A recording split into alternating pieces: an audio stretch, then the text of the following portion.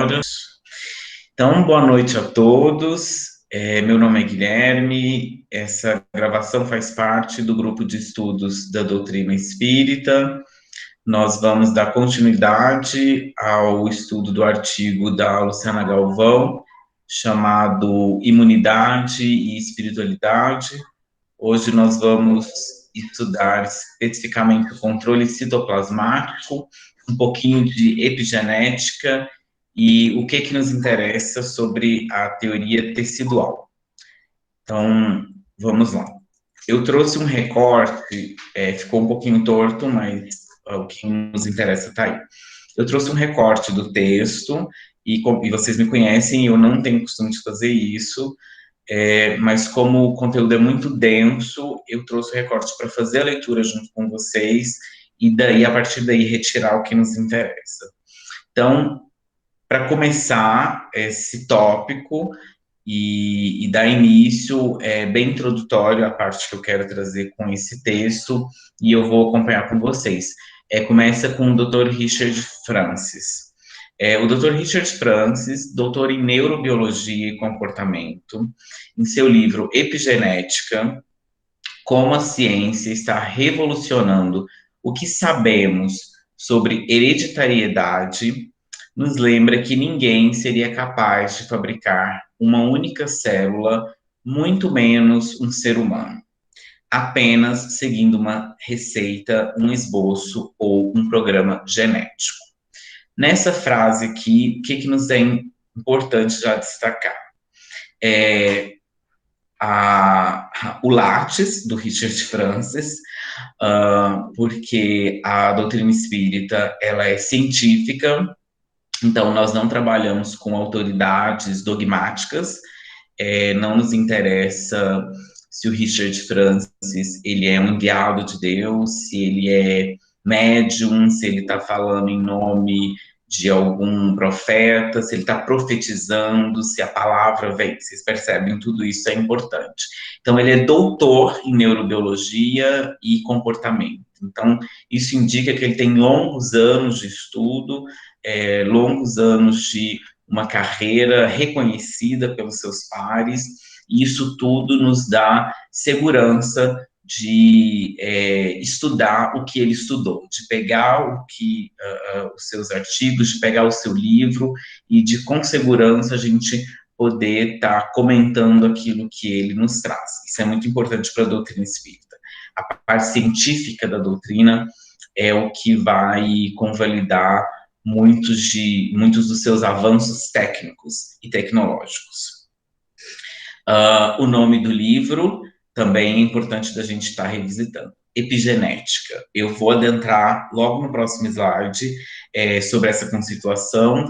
Já tem muito hoje em dia sobre isso, inclusive no YouTube, se vocês tiverem interesse, mas eu vou estar falando sobre isso, o que nos interessa sobre isso, tá? Porque nós não somos da área da biologia, não somos dessas áreas da química, então não temos um laboratório para a gente estar pesquisando sobre isso. Como eu disse para vocês antes da gravação, nós somos o nosso próprio laboratório.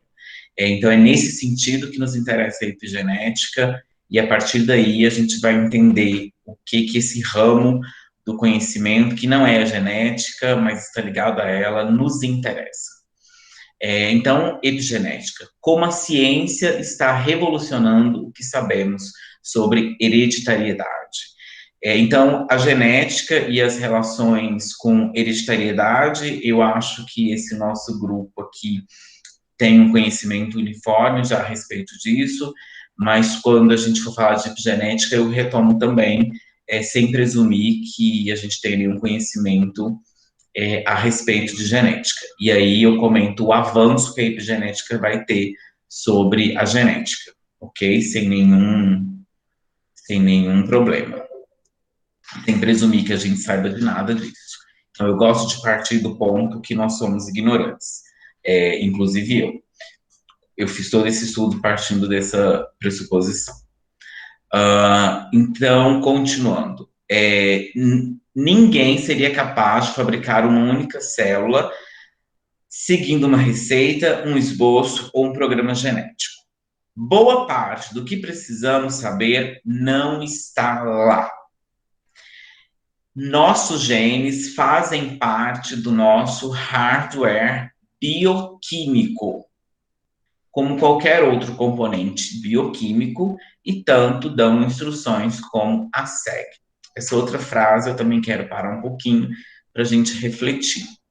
Quando o Dr. Richard Francis ele fala, nós não conseguimos reproduzir um ser humano copiando os seus genes, porque os seus genes são o seu hardware bioquímico, eu acho que ele é muito feliz na sua metáfora, porque a gente consegue fazer uma analogia muito bacana. Outra vez, não vou presumir, e aí eu vou partir da analogia para a gente entender. A diferença entre hardware e software. Então, se vocês têm, como todos vocês estão acompanhando essa aula pela via do Google Meet, todos vocês estão em posse de um hardware e de um software. O hardware, esses termos em inglês que nós incorporamos acabam sendo conceituados, mas ficam um pouquinho pairando assim quando a gente precisa chegar na etimologia da palavra, né? Hard é duro, né? Então, esse hardware é essa parte dura da aparelhagem. Então,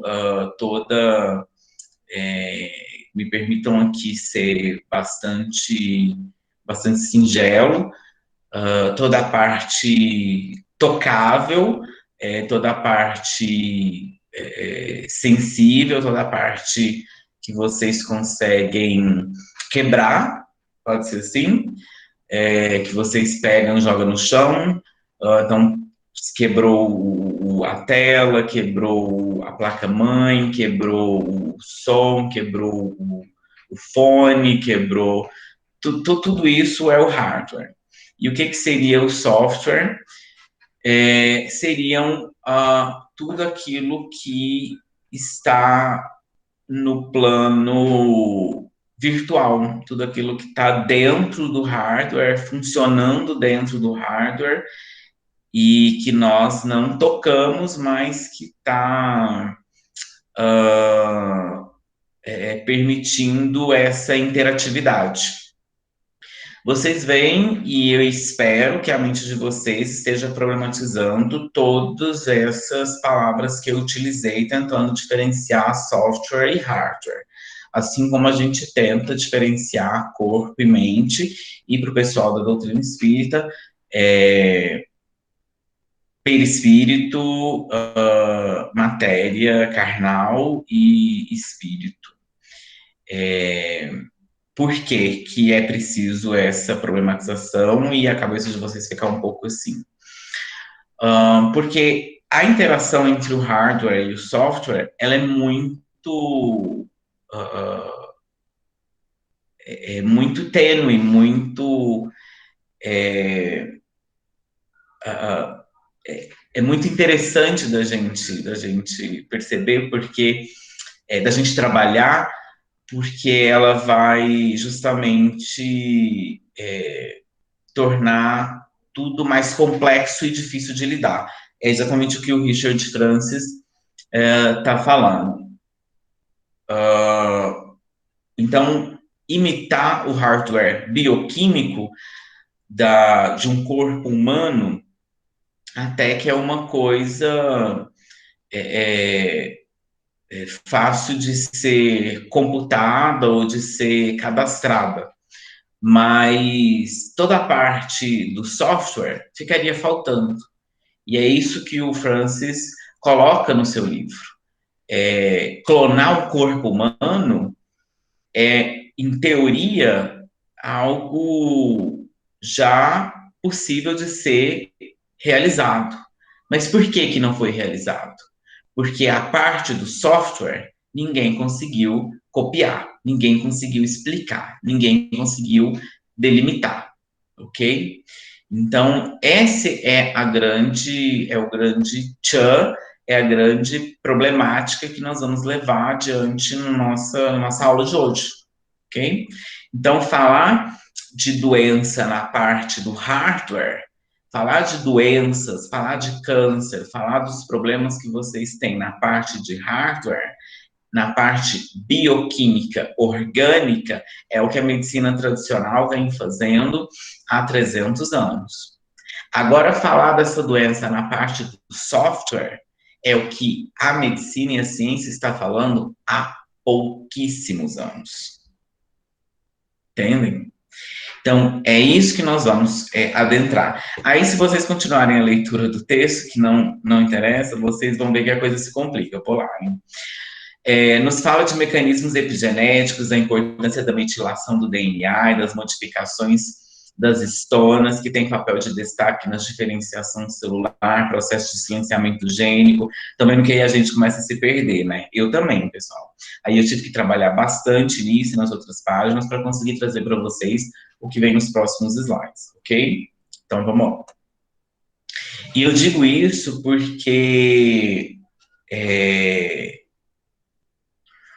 o que a doutrina espírita faz, muitas vezes, quando a gente está lá na casa espírita, a gente vê uma palestra, é uma simplificação que retira da gente todo o trabalho de raciocínio científico que às vezes nós precisamos ter para não cair numa simplificação que nos leva ou à não compreensão, à desacreditação ou à dogmatização daquilo que está sendo postulado. Então, vamos lá entender o que é o controle citoplasmático da célula, nessa relação entre hardware e software. Essa relevância de que a célula decide quando corrigir o problema e empregar os microRNAs, destruindo os mRNAs excessivos responsáveis pelo câncer. Então, e aí, deixa eu aproveitar um pouquinho essa relação entre o software e o hardware para fazer vocês já entenderem. Na epigenética, pula para o terceiro tópico aqui desse slide. Na concepção epigenética, o câncer ele é, acima de tudo, resultado de falha na regulação gênica. O que é regulação gênica, gente? É como a célula controla quais genes, entre os inúmeros genes presentes ali na célula, vão ser ativados. Então, na concepção epigenética, o que acontece para a gente ter um tumor cancerígeno? Houve uma falha na regulação ali da minha célula. Então, a minha célula, todas as nossas células, elas sabem como elas têm que funcionar. E aí, vocês... eu não estou vendo vocês agora, e imagino que vocês estejam com as câmeras desligadas, mas se vocês repararem nas mãos de vocês, repararem em vocês agora, vocês vão ver que vocês têm células totalmente diferenciadas em vocês mesmos. Então, vocês têm células que se transformam em unha, vocês têm células que se transformam em cabelo, vocês têm células que se transformam em língua, vocês têm células que se transformam no pâncreas, tem células que se transformam na insulina pancreática, certo? Isso parece uma coisa, nossa, Guilherme, óbvio, não é? Porque as nossas células, elas se autorregulam. Todos os genes, em cada uma das nossas células, eles sabem o que eles têm que fazer, como que é a sua autoprogramação. Então, a minha célula, lá da minha unha, do meu dedo do pé, ela não vai produzir insulina, porque ela sabe que ela tem que produzir a unha do meu dedo do pé. Isso parece uma coisa óbvia, gente. Mas o que é o interessante aqui na concepção epigenética? Todas as células do nosso organismo, todas as células de todo o nosso organismo, elas têm a mesma, o mesmo registro genético, o mesmo. Então, elas são capazes de fazer as mesmas regulações. As mesmas. Então, essas células que estão aqui no meu fio de cabelo, elas são capazes de se transformarem na minha unha do pé. Por que que elas não se transformam? Essa é a pergunta que a epigenética vai responder agora, há pouco tempo. Porque ela se autorregula. Então, a minha célula do cabelo, ela sabe que apesar dela ter toda a sequência do meu DNA, toda a sequência genética que tem no meu corpo inteiro, ela sabe que aqui no meu cabelo, ela só vai autorizar a minha célula capilar a funcionar. Então, só vai crescer célula de cabelo. Tranquilamente. Isso parece uma coisa óbvia, mas isso é fantástico, gente. Isso é incrível. E qual que é o problema? O problema é quando a minha célula, que foi programada para fazer a regulação A, resolve fazer a regulação B. Então, a minha célula na boca, a minha célula na língua, que sabe há 32 anos que ela tem que regular para ser células de língua. Então, vocês já sabem disso, a gente vem falando disso em outros momentos. Nossas células não são as mesmas desde o dia que nós nascemos até hoje. Nós não somos os mesmos desde o dia que nós nascemos até hoje. Nós já morremos e revivemos várias vezes. Por quê? Porque as nossas células já morreram e já renasceram várias vezes. Então, nós já tivemos a oportunidade de mudarmos várias vezes, mas nós insistimos em ser os mesmos. Nós insistimos em remodelar as nossas células. Então, as nossas células morrem e nós forçamos elas a renascerem do mesmo jeito. Olha que interessante. Mas hoje vocês já sabem disso mais uma vez. Todas as nossas células do nosso corpo, gente, elas vão morrer de novo e elas vão renascer de novo. E aí nós vamos dar a programação para elas renascerem de novo. E como que a gente vai dar essa reprogramação? As minhas células da minha boca, por exemplo. Eu vou dar a reprogramação para ela é autoprogramada para nascer como língua, como células bucais. Vai acontecer que ela vai ter uma reprogramação errada e ela não vai nascer célula bucal. Ela não vai nascer célula lingual. Ela vai alterar a sua programação e ela vai virar um câncer de boca. Porque ela vai alterar a sua programação e ela vai começar a nascer em excesso. Vocês percebem? Então, na concepção epigenética, é isso que acontece. Uma falha na regulação da própria célula. Então, todas as nossas células, elas sabem a sua regulação. Elas sabem o que elas têm que fazer. Acontece uma falha no processo regulatório. E aí a teoria da epigenética é arrumar a falha nessa regulação, você arruma o tumor.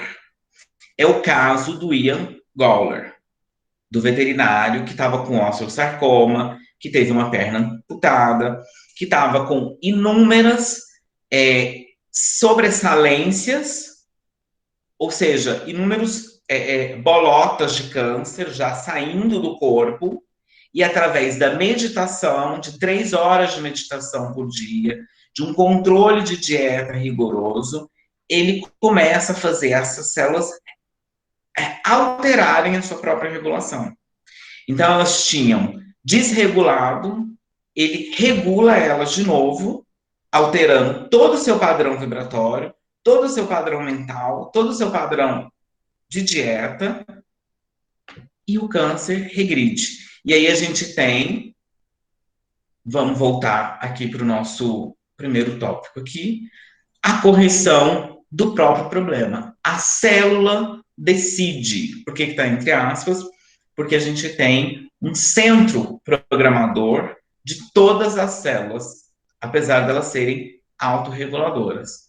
E esse centro programador de cada um de nós é a nossa própria mente. Então, em Evolução em Dois Mundos, o André Luiz também trabalha com essa hipótese, de que a própria célula se faz, através do seu núcleo, através do seu citoplasma e não do núcleo. Por que que a gente faz esse destaque, a Galvão faz esse destaque? Porque o controle citoplasmático da célula é toda essa ligação mental, espiritual que nós temos, expondo a concepção epigenética com a sua regulação gênica.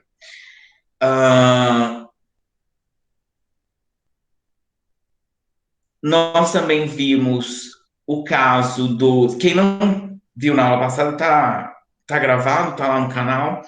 Nós também vimos o caso dos 3 grupos de ratos, em que...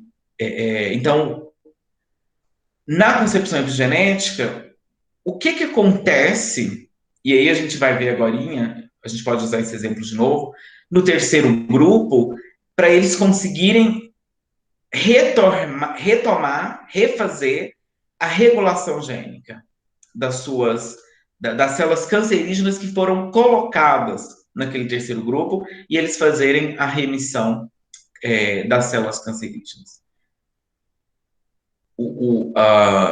Aquela alavanca, né, a superação dos choques aleatórios, e no caso das mulheres com câncer de mama, a conversa, a exposição, a sensação de segurança, de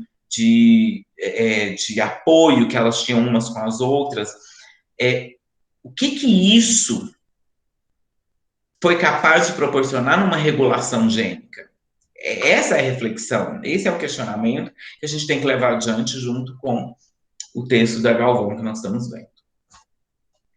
E aí, o terceiro e último slide, falei que eu era rápido porque o assunto é complexo, é a teoria tecidual. Então, dentre certos aspectos do comportamento do câncer, a remissão espontânea é o que nos interessa, tá? Então, o que acontece para o câncer regredir sozinho? Por que em determinados casos, como o do Ian Goller, como do terceiro grupo de ratos, como um determinado grupo de mulheres, não foram todas as mulheres que tinham câncer de mama, as mulheres que não participaram do grupo de apoio, as mulheres que eram sozinhas, as mulheres que eram solitárias, que não tinham apoio da família, elas não tiveram a remissão espontânea do câncer, não aconteceu. Por que o grupo que teve apoio, que se sentiu apoiada, que se sentiu segura, sobreviveu mais tempo? O câncer teve uma remissão espontânea. As células cancerígenas, elas regrediram e voltaram ao seu funcionamento normal. Então, na teoria tecidual do câncer, a doença ela decorre de um rompimento nas interações intercelulares normais. E aí eles denominam isso de falha na comunicação. Então, tem uma comunicação intercelular dentro da célula que é normal. E ela falha. E ela falha, e ela falha. E essa repetição na falha é que gera o câncer. É que gera a doença. Então, essas falhas nas interações comunicativas dentro das células é que gera a doença autoimune, é que gera o diabetes. Então, o que é isso? O que acontece com a pessoa? E a epigenética vem trabalhar essa relação para poder promover essas doenças com a pessoa. Né? Então, a genética não foi alterada, mas a epigenética foi. Então, a dinâmica do câncer, ela depende em larga escala das células normais, das quais as células tumorais se originam. Isso é fundamental para mim, porque filosoficamente a gente faz umas reflexões do tipo: a doença não é um organismo diferente, não é um objeto externo, não é uma coisa outra, não é uma alteridade, não é um elemento, sabe? Não é. A doença sou eu, em uma condição anormal. A doença é a minha célula que não está bem. Não é um patógeno que entrou em mim e desgraçou minha vida, né? A gente tem essa sensação, né? Um vírus que entrou em mim e acabou comigo, ainda mais em tempos de pandemia. Não. Então, na epigenética, na teoria tecidual, dentro da epigenética, o que, que acontece? Acontece que a sua imunidade, o seu organismo falhou numa comunicação dentro dele mesmo. E por que que ele falhou? É aí que tá. Por que que ele falhou? É, a gente vai ver isso, tá? A dúvida fica aqui no ar, mas a gente vai estar vendo isso direitinho. Então, essas interações que estimulam o desenvolvimento do câncer, elas também podem interromper o desenvolvimento do câncer. Elas podem até eliminar o desenvolvimento do câncer. Foi o que aconteceu com o Ian Goller. Então, o Ian Goller, o câncer desenvolveu no corpo dele a ponto dele ter a perna amputada e do médico falar para ele: você tem uma semana de vida, você tem um mês de vida no máximo, Ian. E a partir do momento que a mente dele muda o, a, o interruptor, ele troca o parafuso, ó, 3 horas de meditação. Você imagina o que uma pessoa pensa ou deixa de pensar com 3 horas de meditação? A gente faz 5 minutos de meditação aqui nos nossos encontros.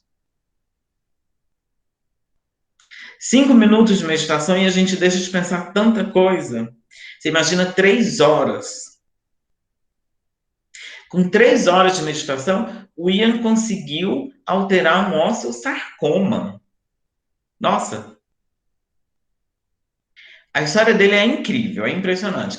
Então, um mês, não, ele interrompeu o desenvolvimento do câncer, ele viveu 30 anos.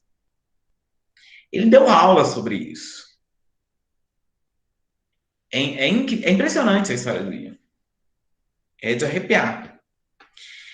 Então, dessa forma, para o Kane e para o Bissell, que são estudiosos da teoria tecidual, eles vão falar: o câncer ele tem que ser entendido como uma perturbação do desenvolvimento normal, das interações intercelulares normais. Ele não é um monstro, um bicho que aparece dentro de você. Ele é alguma coisa em você que desandou. E você consegue fazer andar de novo.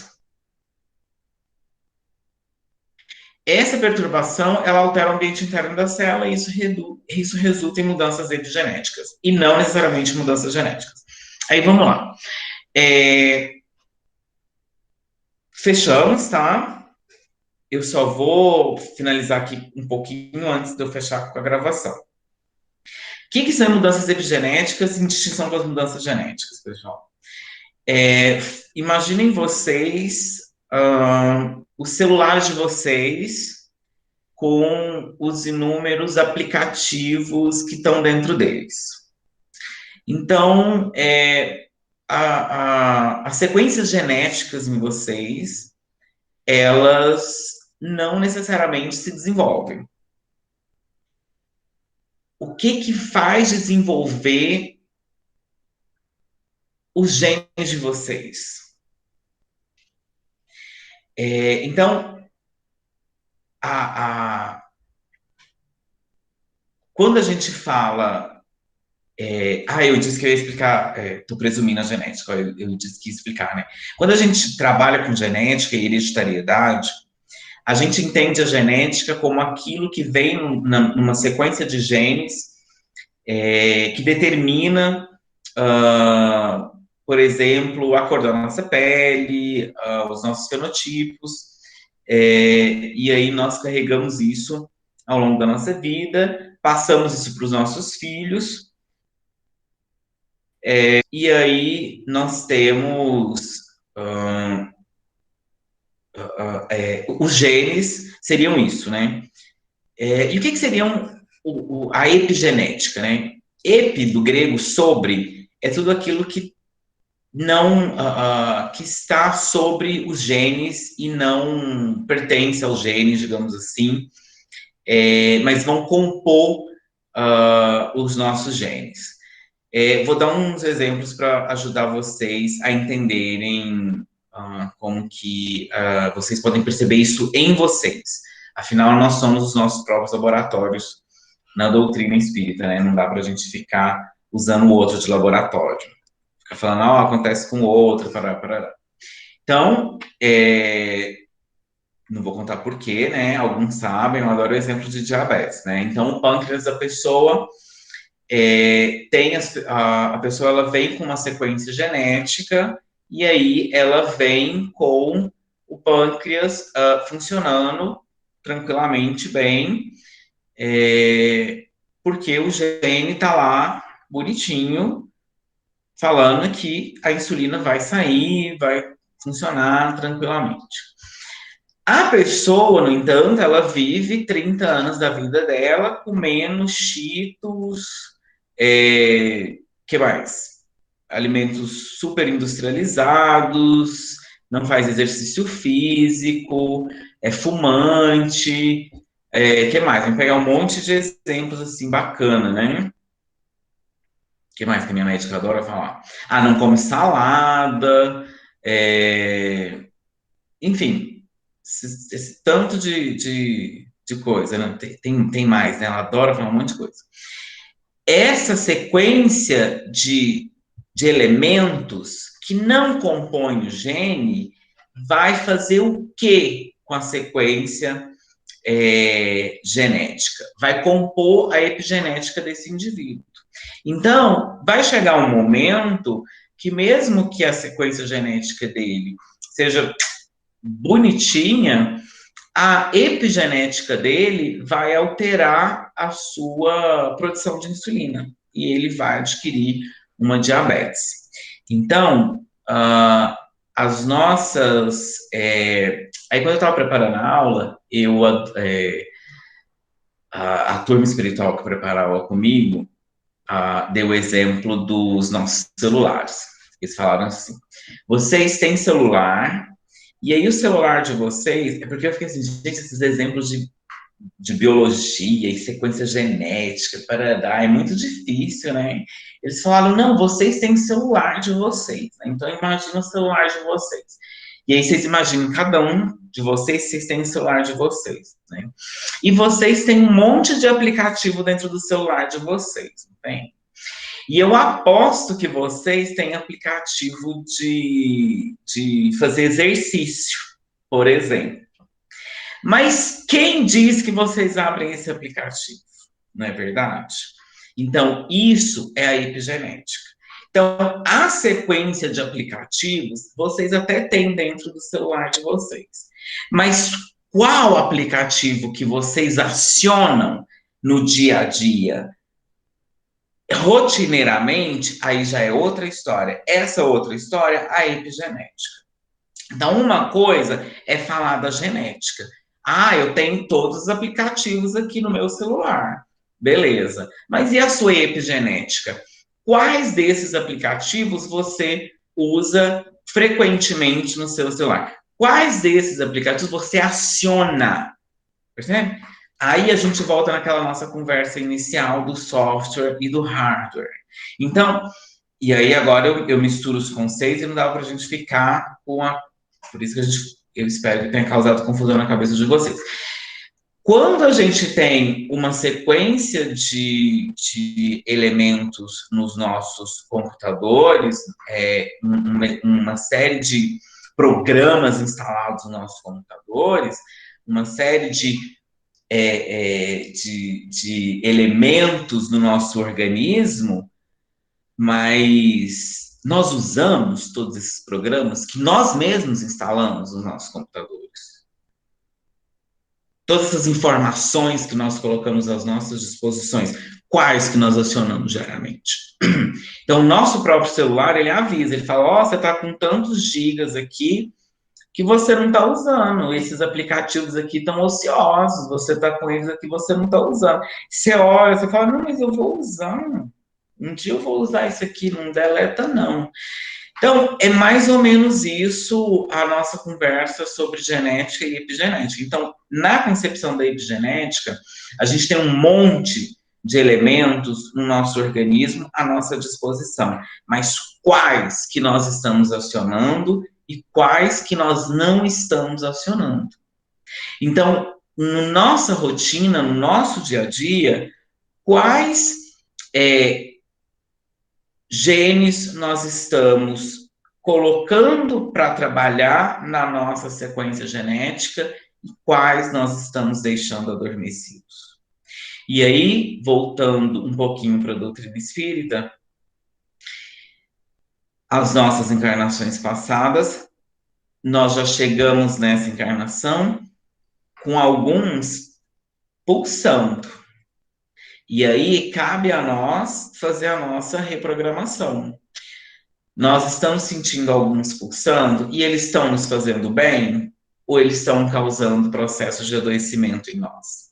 Se eles estão causando processo de adoecimento em nós, é hora de colocar esses softwares, esses aplicativos para dormir, para a gente poder acionar outros que vão melhorar a gente, porque senão daqui a pouco a gente vai ter outras doenças aparecendo nos nossos organismos, ok? Se já não estivermos lidando com algumas doenças. E aí é o caso de ver qual doença, em que momento ela apareceu, por quais razões ela apareceu, e começar a refletir, já que nós somos o nosso próprio laboratório, se nós temos condições de fazer a remissão espontânea, de fazer ela sumir dentro de nós mesmos, de fazer ela desaparecer dentro de nós mesmos. E para fazer isso, o que nós vamos ter que acionar? Que hábitos nós vamos ter que acionar? Que costumes nós vamos ter que acionar? Que práticas que nós vamos ter que acionar que até hoje nós não acionamos, porque senão nós não estaríamos com essa doença. Tá? Então eu não posso começar, e aí isso fica para a próxima aula, é o gancho para o nosso próximo encontro. Então, como manejar determinados fatores que estressam a gente e que promovem na gente doenças? Como que a espiritualidade e a religiosidade é capaz de construir um efeito barreira entre nós e eventos adversos que nós encontramos na vida?